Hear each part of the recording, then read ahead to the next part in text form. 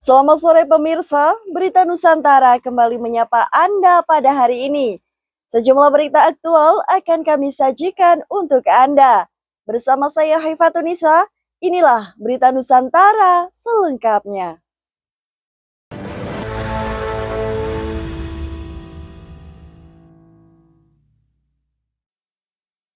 Pemirsa, kita awali Berita Nusantara sore hari ini dengan kabar dari Gedung Parlemen. Seorang legislator dari fraksi Golkar menyampaikan penolakannya terhadap rencana Wapres Gibran berkantor di IKN. Menanggapi usulan Partai Nasdem yang mengusulkan agar Gibran berkantor di IKN atau Ibu Kota Nusantara, Ahmad Irawan mengatakan bahwa ia tidak setuju dengan usulan tersebut. Hal tersebut ia katakan kepada wartawan pada Sabtu 19 Juli lalu. Ia berpendapat bahwa Wapres jauh lebih tepat berada di samping Presiden. Hal ini karena tugas Wapres meliputi mewakili Presiden serta membantu Presiden dalam memenuhi tugas dan tanggung jawabnya, sehingga lebih cocok jika berada di dekat Presiden guna memudahkan koordinasi dan komunikasi. Selain itu, politisi Golkar tersebut juga menilai, meskipun IKN secara konstitusional telah dinyatakan sebagai ibu kota, namun, ia menilai terkait dengan Kepres, keputusan Presiden, jauh lebih tepat setelah tahapan persiapan selesai. Sebelumnya, Partai Nasdem mengusulkan agar Gibran berkantor di IKN. Nasdem menilai hal tersebut agar dapat menghentikan polemik IKN.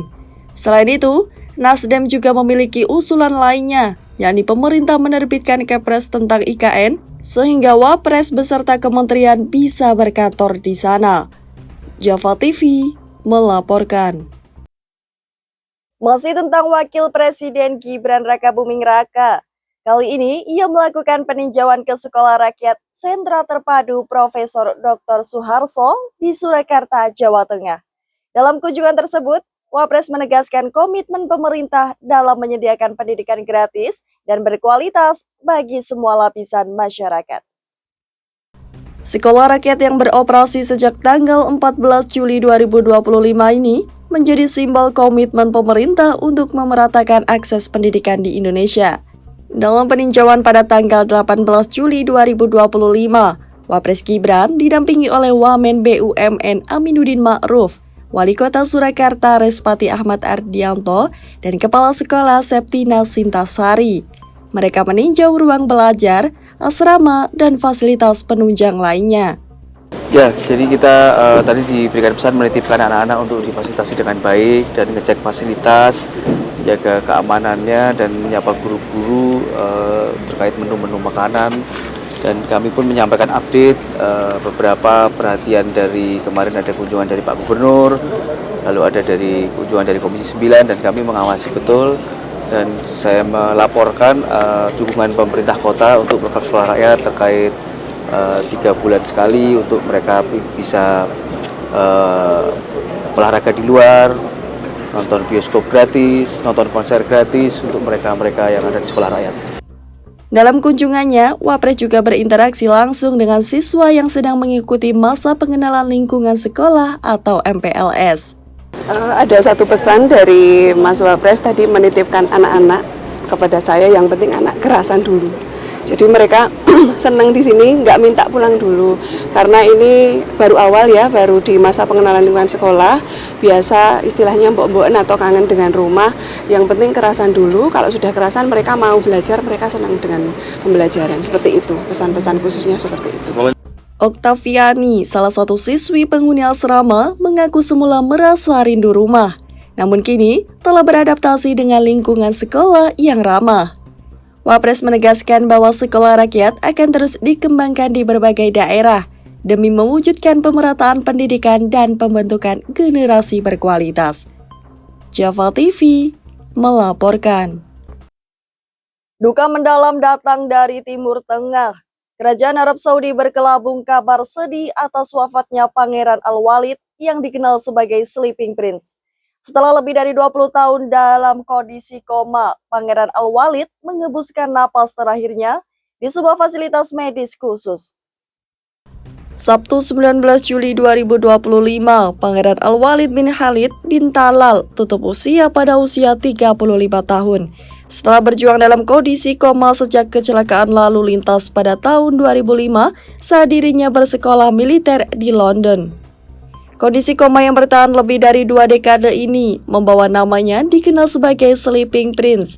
Selama itu, keluarga besar kerajaan, khususnya ayahnya, Pangeran Khalid bin Talal, memilih untuk terus memberikan perawatan intensif, meski sempat disarankan untuk melepaskan alat bantu hidup. Pangeran Khalid dalam pernyataannya menyampaikan kutipan surah Al-Fajr ayat 27-30 sebagai tanda keikhlasan melepaskan putranya kepada Sang Pencipta. Ia menyebut putranya sebagai jiwa yang tenang, yang telah kembali kepada Tuhannya dengan ridho. Sepanjang perawatan, gerakan refleks yang sesekali muncul, termasuk saat merespon bacaan Al-Quran, pernah memicu optimisme publik akan mukjizat kesembuhan. Wafatnya Pangeran Al-Walid langsung memicu gelombang bela sungkawa di media sosial. Dengan tagar Sleeping Prince menjadi trending dengan ribuan ungkapan duka dan doa dari warga dunia. Seorang pengguna menulis, dia tidak pernah bicara, tapi telah mengajarkan dunia tentang cinta, keteguhan, dan harapan yang tak pernah padam. Pangeran Al-Walid bin Khalid meninggalkan kisah yang melampaui darah biru, sebuah legenda kemanusiaan tentang kesabaran, kesetiaan, dan cinta tanpa syarat. Java TV melaporkan. Beralih ke dunia organisasi kepemudaan, seluruh pengurus Provinsi Karang Taruna dari seluruh Indonesia resmi menyatakan dukungan kepada Budi Satrio Jiwandono untuk menjadi Ketua Umum Karang Taruna periode mendatang. Dukungan ini disampaikan dalam pertemuan dengan Menteri Sosial Saifullah Yusuf atau Gus Ipul di Jakarta. Pertemuan penting yang digelar di kantor Kementerian Sosial pada Sabtu 19 Juli 2025 menjadi ajang deklarasi dukungan dari pengurus Karang Taruna Provinsi kepada Budi Satrio Jiwandono. Menurut Gus Ipul, dukungan ini menandakan kematangan organisasi dalam proses kaderisasi yang mengutamakan musyawarah dan kesepakatan bersama. Kementerian Sosial dikabarkan juga sedang merevisi Peraturan Menteri Sosial Nomor 25 Tahun 2019 tentang Karang Taruna, yang saat ini sudah masuk tahap sosialisasi ke berbagai daerah. Temu karya nasional yang akan digelar dalam waktu dekat akan menjadi momen strategis untuk evaluasi kinerja dan penyusunan kepengurusan baru Karang Taruna di tingkat nasional. Gus Ipul menyampaikan harapannya agar Karang Taruna semakin aktif dalam bidang sosial, termasuk menjadi penggerak pengusaha muda dan pemuda pertanian yang berkontribusi untuk ketahanan pangan. Kontribusi Karang Taruna di berbagai bidang seperti lingkungan, kebencanaan, dan pemberdayaan pemuda dinilai relevan dengan arah kebijakan pemerintah di bawah Presiden Prabowo Subianto. Saya senang dan gembira ternyata teman-teman Karang Taruna ini sudah terbiasa menyelesaikan masalah dengan musyawarah. Mereka berdiskusi dengan kami tentang banyak hal, utamanya adalah bagaimana langkah-langkah ke depan agar sesuai dengan misinya Bapak Presiden Prabowo. Java TV melaporkan. Dari Jakarta, Menteri Koordinator Pemberdayaan Masyarakat Muhaimin Iskandar hadiri gelaran Young on Top National Conference atau YOTNC ke-15 di Jakarta. Di hadapan ribuan peserta, Caimin menyerukan semangat kolaborasi dan inovasi sebagai kunci membangun masa depan bangsa. Acara tahunan yang mengusung tema The Future Start With You ini menjadi ajang pertemuan ide, inspirasi dan kolaborasi antar anak muda dari berbagai daerah di Indonesia. Dalam sambutannya, Menteri Muhaimin Iskandar atau Caimin menegaskan pentingnya membangun ruang-ruang kolaborasi yang produktif untuk melahirkan generasi pemimpin masa depan. Mulai dari kita mimpinya one day suatu hari moga-moga terwujud, industri kita itu menjadi satu kesatuan dengan apa yang menjadi kegiatan ekonomi masyarakat melalui UMKM. Contoh yang sukses ya Jepang lah. Jepang itu Toyota itu hanya menjual teknologinya, kemudian pelakunya yang mensupport adalah usaha-usaha yang melingkupinya atau UMKM-nya. Nah, dengan posisi seperti itu, mau tidak mau kita harus mempersiapkan diri.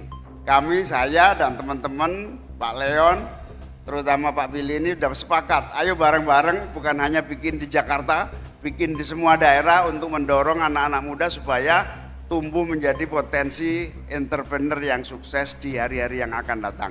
Tidak hanya entrepreneur, skill, capacity building, kita juga dorong supaya terserap dengan kompetensi yang dibutuhkan oleh dunia industri. Usai memberikan sambutan, Caimin turut berpartisipasi dalam diskusi interaktif yang dipadu pendiri Young on Top, Billy Boen. Sejumlah isu strategis diangkat, diantaranya adalah kepemimpinan muda, tantangan digitalisasi, pemberdayaan masyarakat, hingga transaksi ke ekonomi hijau.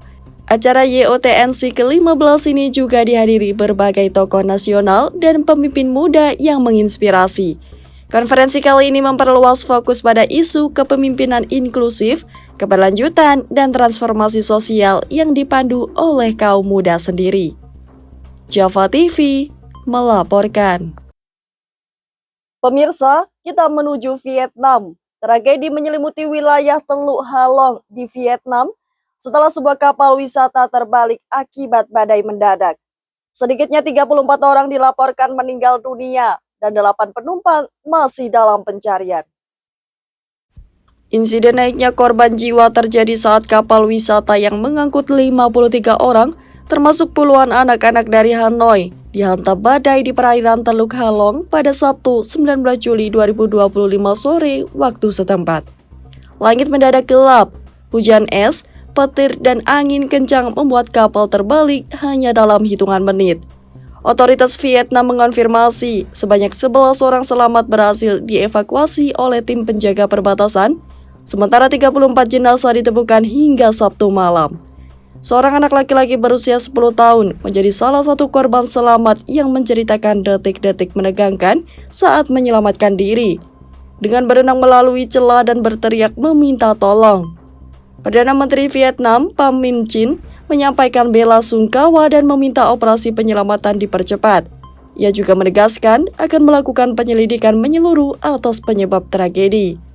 Cuaca ekstrim yang menyebabkan insiden ini disebut tidak berkaitan dengan badai tropis WIPHA, namun badai petir mendadak sering terjadi setelah gelombang panas ekstrim di wilayah utara Vietnam. Teluk Halong selama ini menjadi destinasi wisata unggulan dengan status warisan dunia UNESCO. Namun, kejadian ini sekaligus mengingatkan akan risiko cuaca yang kini semakin tidak terduga. Java TV melaporkan. Dari Kediri, Jawa Timur, Kota Kediri kembali mempersembahkan perhelatan budaya tahunan. Inggil Heritage Festival 2025 digelar di Kelurahan Lirboyo, dengan kirab dan pertunjukan seni yang menarik antusiasme masyarakat. Wali Kota Vinanda Prameswati turut hadir dan menegaskan komitmen menguatkan sektor pariwisata melalui budaya.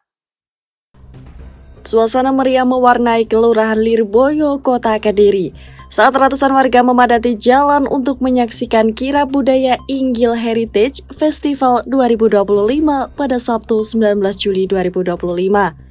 Festival tahunan ini menampilkan beragam atraksi seni dan budaya dari komunitas lokal, seperti tari tradisional, pertunjukan musik, dan pakaian adat Nusantara. Wali Kota Kediri Vinanda Prameswati turut hadir dan memberikan sambutan langsung. Dalam pidatonya, ia menegaskan bahwa pengembangan sektor pariwisata melalui kegiatan budaya adalah bagian strategis dari program Sabta Cita Pemkot Kediri. Vinanda menyebutkan Kota Kediri tidak hanya kaya alam dan kuliner, tapi juga memiliki tradisi yang hidup dan harus diperkenalkan secara lebih luas. Kegiatan semacam ini adalah ruang ekspresi budaya dan promosi wisata, yang jika dilakukan secara rutin dan kreatif, akan berdampak langsung terhadap kunjungan wisata, tegasnya. Kehadiran tokoh masyarakat, lurah, LPMK, serta tokoh agama turut menguatkan makna kolektif dalam pelestarian budaya lokal.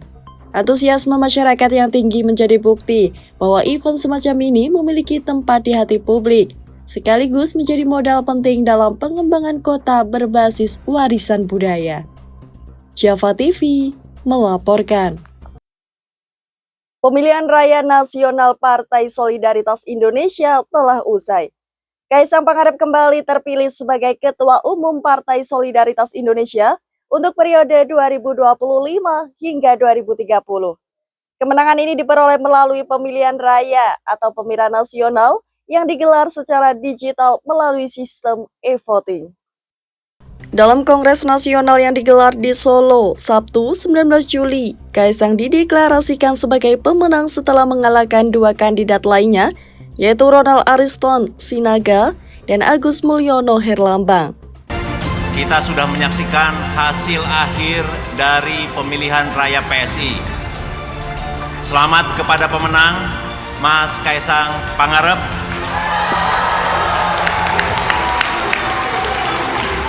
Yang memperoleh suara 65,28%.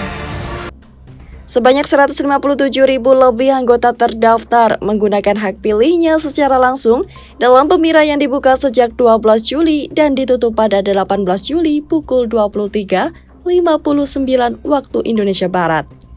Kaisang Pangarep pertama kali menjabat Ketua Umum PSI pada September 2023.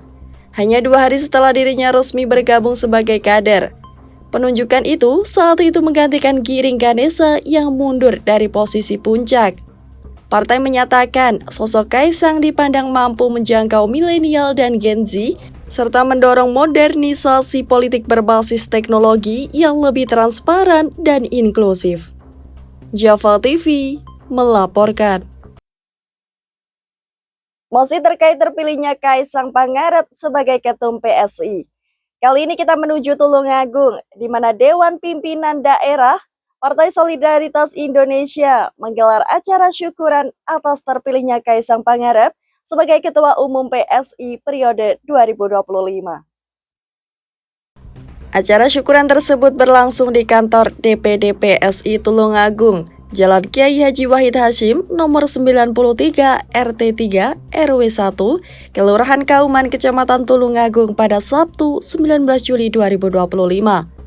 Kaisang Pangarep meraih kemenangan dalam pemilihan raya atau Pemira PSI 2025 dengan perolehan suara tertinggi yaitu 65,28%.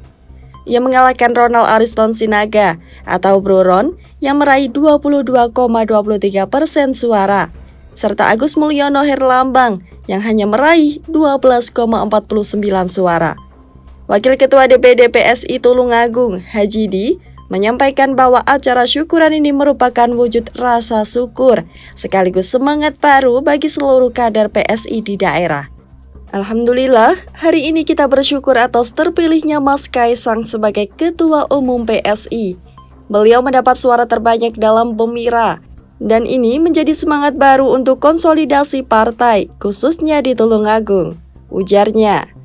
Haji Di menjelaskan langkah awal pasca terpilihnya Kaisang adalah menyelenggarakan musyawarah daerah atau musda untuk mengonsolidasikan struktur dan kader partai. Fokus utama kami adalah menyatukan kembali anggota lama dan baru. Kita tidak menutup mata bahwa di tahun 2024 lalu sempat terjadi perpecahan internal. Kini saatnya bersatu kembali untuk kekuatan PSI ke depan, tambahnya. Lebih lanjut, Haji Di mengungkapkan bahwa target PSI Tulungagung pada pemilu legislatif mendatang adalah memiliki 1 kursi di setiap daerah pemilihan atau dapil. Target kami adalah 1 dapil 1 wakil. Untuk itu, kami akan memperkuat internal terlebih dahulu melalui program-program konsolidasi yang berkelanjutan. Setelah itu, kami siap menghadapi pileg dengan lebih matang, tegasnya. Acara syukuran ini dihadiri oleh seluruh pengurus dan kader DPD PSI Tulungagung. Suasana berlangsung hangat, akrab, dan penuh optimisme dalam menyambut arah baru kepemimpinan PSI. Andi Setiawan, Java TV melaporkan.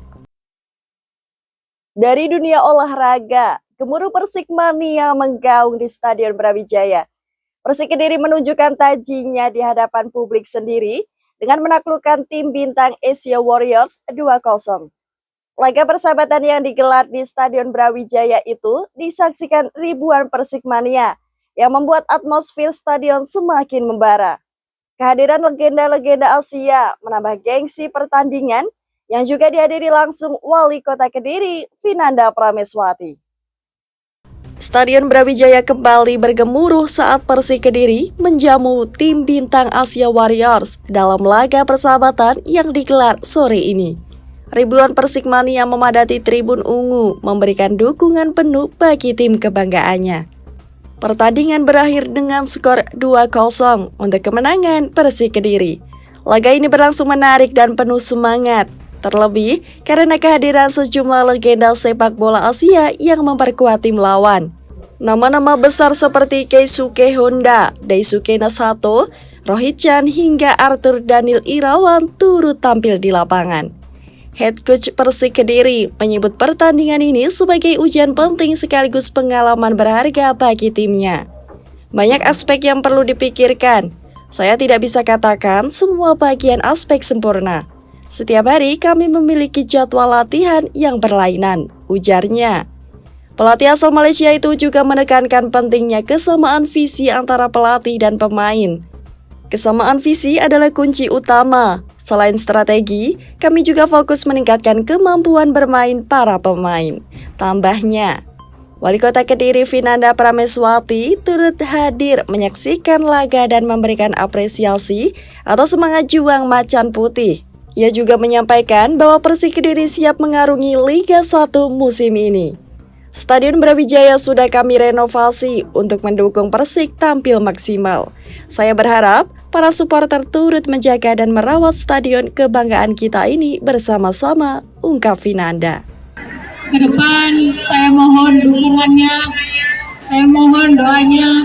Semoga Stadion Brawijaya, stadion kebanggaan dan stadion tercinta ini bisa menjadi lebih bagus sehingga nantinya Persik bisa menggapai prestasi yang lebih baik lagi.